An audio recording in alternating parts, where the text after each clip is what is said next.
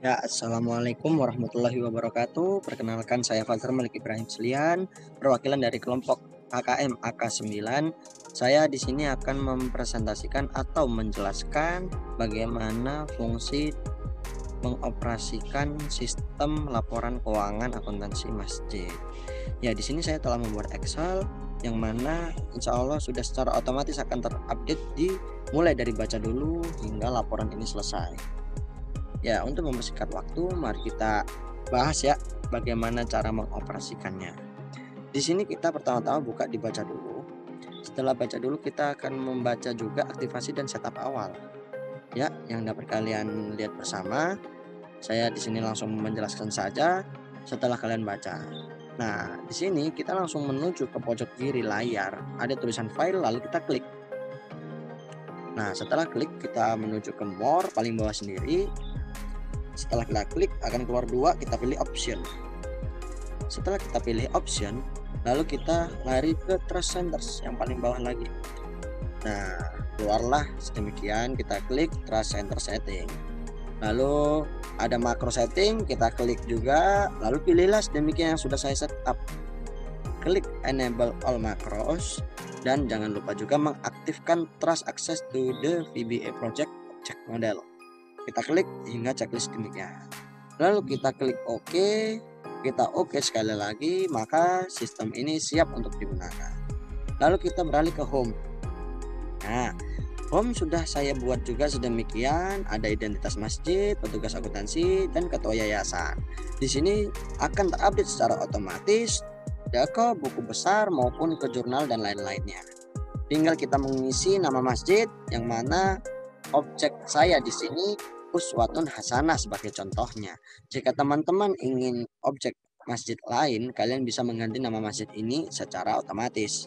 Lalu saya juga ada alamat di Jalan Pondok Jaya 9, ada kota atau kabupaten Pondok Jaya, dan akhir tahun buku ini pada tanggal 31 Desember 2021.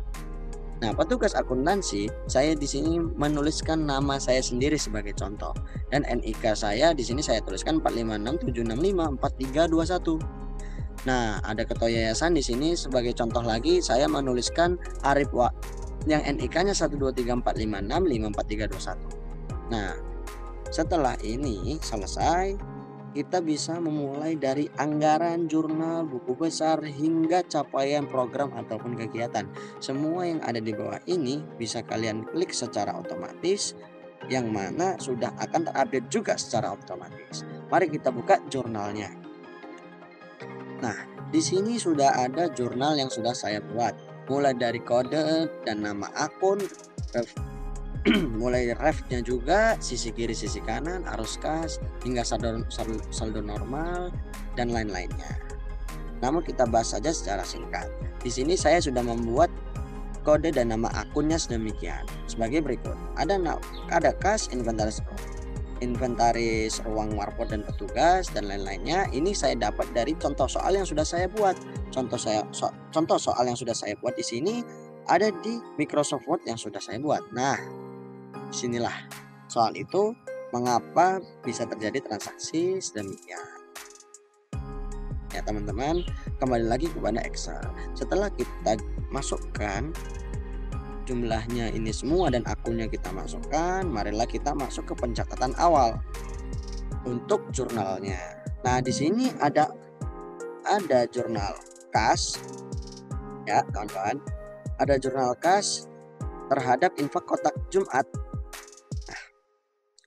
sebesar 13 juta. Yang arus kasnya ini satu arus kas dari aktivitas operasi masuk. Nah, jadi di sini artinya ada uang kas masuk, begitu teman-teman. Dan untuk mempersingkat waktu juga di sini kalian juga sudah belajar akuntansinya, kalian tinggal memasukkan juga akun-akun yang sudah ada. Ini kita sudah ada karena sudah kita kerjakan. Jika kalian mempunyai laporan akuntansinya sendiri, pencatatannya sendiri, tinggal kalian masukkan juga sedemikian. Bisa kawan-kawan. Nah, setelah ini kalian masukkan semua, sudah kalian jurnal, tinggal kembali lagi klik di sini untuk back. Nah, di situ tadi jurnalnya yang sudah kelompok kami kerjakan. Nah, di sini kita masuk lagi ke buku besar. Nah, buku besar ini juga sudah terupdate secara sistem otomatis. Jadi teman-teman tidak harus bingung dan sulit lagi bagaimana kalian ingin membuat buku besarnya, neraca saldonya, laporan penghasilan komprehensif, laporan perubahan aset neto, dan lain-lainnya. Ya kawan-kawan, jadi dari mana kalian bisa mengakses? Misal saya ingin melihat kasnya, buku besarnya bagaimana. Nah, kalian tinggal memilih di sini. Di sini sudah ada semua. Insya Allah sudah ada semua ya kawan-kawan. Jadi kalian tidak usah bingung, tinggal kalian cari sesuai apa yang kalian butuhkan. Seperti contohnya kas. Nah, kas di sini sudah terupdate secara otomatis karena sudah ada saldo awalnya. Nah, saldo awal seperti ini. Nah, sampai ada uang gratis, penyaluran zakat untuk fakir dan lain-lain. Contoh lainnya, misal kita ingin melihat alat tulis kantor, tinggal kita klik juga. Nah, ternyata di sini belum ada nih ATK-nya. Nah, berarti kita di pencatatan sebelumnya memang tidak ada. Nah, kalian bisa mencari yang lain-lain. Bisa seperti tanah, taman kanak-kanak. Nah, kita lihat, oh tidak ada lagi. Berarti memang tidak ada untuk di masjid ini. Karena data ini juga sudah kita buat secara apa yang telah kita buat contohnya, gitu kawan-kawan. Untuk contoh lainnya ya, kita ambil lagi bahwasannya seperti ini nih. Misal kita ambil karpet. Nah, mengapa karpet ini ada? Karena kalau untuk masjid sendiri pasti ada karpet untuk karpet masjid. Nah, di sini masjid yang sudah kita anggarkan di sini ada sebesar 20 juta. Nah, makanya di sini untuk karpet pasti ada. Nah, untuk yang lain-lainnya juga bisa, untuk sekali lagi contoh. Misal RK pemulasaran jenazah. Nah, ternyata tidak ada. Jadi kalau kawan-kawan ingin tahu bagaimana ini sistem kerjanya, apakah sudah ada nih infaknya bagaimana? Ya ini sudah, tinggal kalian otomatis cari saja ya. Kita kembalikan lagi ke kas. Oke, demikian ya teman-teman. Nah, kita lanjut lagi kalau begitu. Kita kembali lagi back. Kita tinggal klik. Nah, sudah selesai di buku besar. Mari kita coba lihat lagi di neraca saldo. Nah, di sini neraca saldo sudah keluar semua. Mulai dari kas hingga akumulasi penghasilan komprehensif lainnya. Ya. Jadi di sini juga sudah kita buat datanya untuk sebagai contoh. Mulai dari kas di debit 801 juta. Ini neraca saldo setelah penyesuaian ya teman-teman ya. Jangan sampai keliru. Oke. Dan ini insya Allah semoga kawan-kawan mudah untuk memahaminya ya. Oke. Nah, untuk mempersingkat waktu lagi, kita lanjut lagi ya kawan-kawan.